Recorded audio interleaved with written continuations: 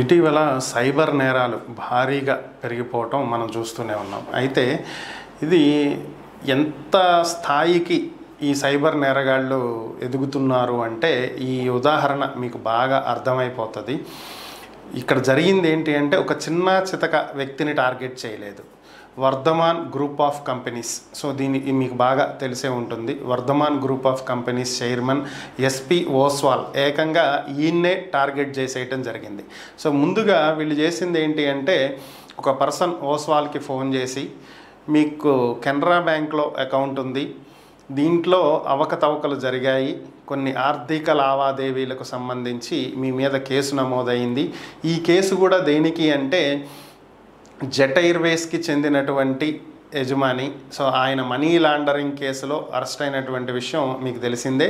So ఆయనతో మీకు కొన్ని ఆర్థిక లావాదేవీలతో సంబంధాలు ఉన్నాయి, సో కాబట్టి మీ మీద కేసు నమోదు చేస్తున్నాము అని చెప్పి ఓస్వాల్కి చెప్పారంట. సో ఈయన వెంటనే రియాక్ట్ అయ్యి, నాకు అసలు కెనరా బ్యాంక్లో అకౌంటే లేదు, అలాగే ఆ జెట్ ఎయిర్వేస్ అధినేత ఎవరో కూడా నాకు తెలియదు, ఆయనకి నాకు పరిచయం లేదు, కాకపోతే నేను 1-2 సార్లు జెట్ ఎయిర్వేస్లో ట్రావెల్ చేయటం జరిగింది, అప్పటి నా ఆధార్ కార్డు టికెట్ బుక్ చేసుకోవడానికి ఇవ్వటం జరిగింది, అంతే తప్ప అంతకు మించి మాకు ఎటువంటి ముఖ పరిచయం కానీ సంబంధాలు కానీ లేవు, ఆర్థిక లావాదేవీలు అసలే లేవు అని చెప్పాడంట. దీంతో వెంటనే వాళ్ళు సీన్ చేంజ్ చేసేసి, మీరు అక్కడ ఇచ్చినటువంటి ఆధార్ కార్డు డీటెయిల్స్ని ఉపయోగించుకుని వాళ్ళు ఒక బ్యాంక్ అకౌంట్ క్రియేట్ చేశారు మీ పేరుతోటి, దాంతో కొన్ని ఆర్థిక లావాదేవీలు జరిపారు, సో కాబట్టి దీని మీద మీ మీద కేసు నమోదయ్యింది, మిమ్మల్ని డిజిటల్ అరెస్ట్ చేస్తున్నాము అని చెప్పటం, ఫోన్ కట్ చేయటం జరిగింది. వెంటనే ఇంకొక అతను ఫోన్ చేసి,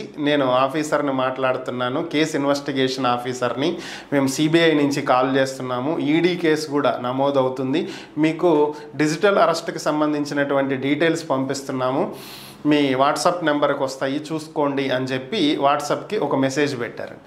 దాని తర్వాత ఈడీ లోగోతోటి, సిబిఐ లోగోతోటి లెటర్ హెడ్ మీద కేసు నమోదైనట్లుగా, ఆయన్ని అరెస్ట్ చేస్తున్నట్లుగా వారెంట్ ఎవ్రీథింగ్ అన్నీ ప్రిపేర్ చేసి, ఏకంగా ఈడీ చీఫ్ సంతకాన్నే పెట్టేసి స్టాంపులు వేసి అవి కూడా వాట్సాప్లో పంపించారంట. ఇంతవరకు ఒక ఎత్తు అయితే, దీని తర్వాత వీడియో కాల్ చేసి ఈ కేసు మీద విచారణ జరుగుతుంది, సుప్రీంకోర్టు ప్రధాన న్యాయమూర్తి డివై చంద్రచూడ్ గారు విచారణ జరుపుతున్నారని చెప్పి ఒక కోర్టు సెట్టింగ్ చేసి దాంట్లో ఒక జడ్జిని పెట్టి, సో ఇది రియల్గా ఇన్వెస్టిగేషన్ ఈ కేసు గురించే జరుగుతున్నట్టుగా కలరింగ్ ఇచ్చి, మేము మిమ్మల్ని కాపాడాలి అనేటువంటి ఒక ప్రయత్నం చేస్తున్నాము, దానికి కాను కొంత డబ్బు మీరు ఇవ్వాల్సి ఉంటుంది అని చెప్పి ఆయనకి చెప్పటం. ఈ కథ అంతా చూసి భయపడిపోయినటువంటి ఆయన, నిజంగానే ఇది పెద్ద కేసు అయ్యేలా ఉంది, సుప్రీంకోర్టు ప్రధాన న్యాయమూర్తి విచారణ జరుపుతున్నారంటే పరిస్థితి ఏంటో అనుకుని, మీరు ఎంత కావాలంటే అంత ఇస్తానంటాం. దాంతో వాళ్ళు 7 కోట్ల రూపాయలు ఆయన దగ్గర నుంచి వసూలు చేయటం, ఆయనకున్న వివిధ బ్యాంకుల నుంచి ఆయన 7 కోట్లు ట్రాన్స్ఫర్ చేయటం, తర్వాత వాళ్ళు ఫోన్లు స్విచ్ ఆఫ్, అసలు నెంబర్లు పని చేయకపోవటం.